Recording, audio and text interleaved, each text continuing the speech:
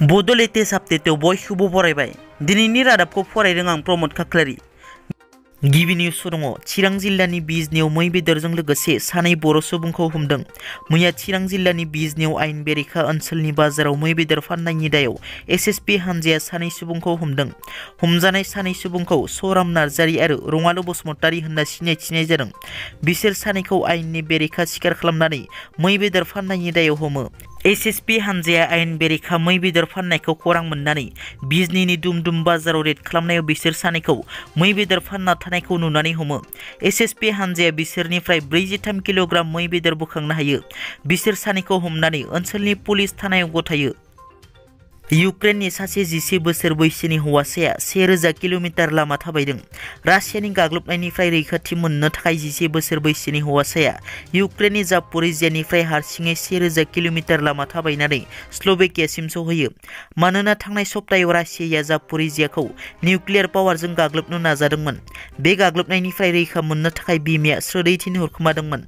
मख'नो गोनांदि बिमाया हौवासानो आखायाव गांसे प्लास्टिक बेग, गांसे पासपर्ट आरो आखायाव टेलिफन नाम्बार लिरना होनानै हारसिङै 1000 किल'मिटार लामा थाबायनो हगार हरखोमायो। स्ल'वेकियायाव सहैनाय लोगो लोगो बेखौ मोनसे एनजिअ हानजाया आखायाव लानानै मोजां थाग्रा जायगाजों लोगोसेनो जानो लोंनो होनानै जोथोन लायो। बर' हारिनि सुबुंफोरा जेरावखि थाया मानो जों गथ'फोरखौ बर' बिजोङावनो फोरोंथारनांगोन। बे बाथ्राखौ बुंदों मिरु एबसुनि आफादगिरि दिपेन बर' बिथाङा।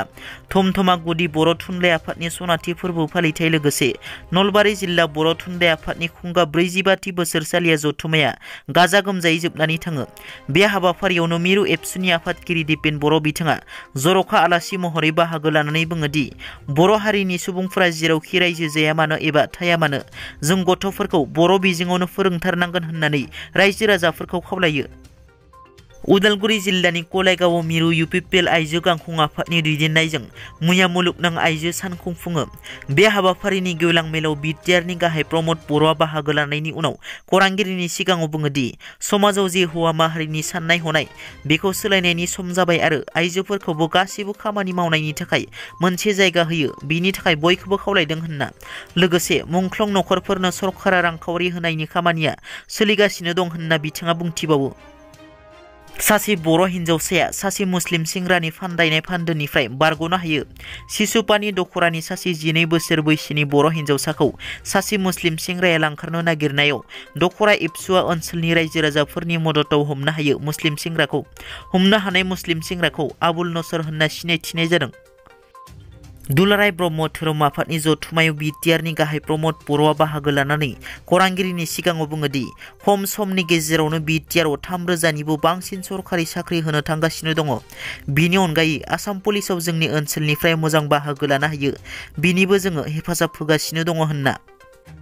क'क्राझाराव गोबां बिबांनि हाथियार बोखांनो हायो। बेफोर हाथियारफोरखौ बग्रिबारि पुलिस थानानि सिङाव थानाय महामाया हाग्रा ओनसोलनिफ्राय बोखांनो हायो।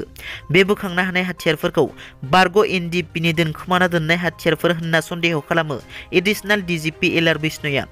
पुलिसा गंनै इस्राएलाव बानायनाय इउजि राइफल, गंब्रै मेगजिन, मोन 12 आखाइनि ग्रेनेड, मोन 22 प्रेसार बम आरो मोन 22 थुफि बोखांनो हायो।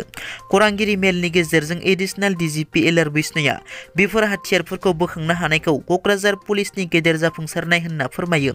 बिथाङा फोरमायनाय बादिब्ला साननै सिग्रोमनाय हाबाफारिनि गेजेरजों गुमा रिजार्भ फरेस्टनि सिङाव थानाय महामाया हाग्रामानिफ्राय बेफोर हाथियारफोरखौ बोखांनो हायो। बेफोर हाथियारफोरखौ 3 फिट गोथौ हा जावनानै बोखांनो हायो होनना पुलिसा फोरमायो। दिनैनि रादाबा एसेनोसै। नोंथांमोना जुदि आंनि चेनेलखौ दासिमबो साबस्क्राइब खालामाखै, अन्नानै साबस्क्राइब खालाम। गोजोन्थों।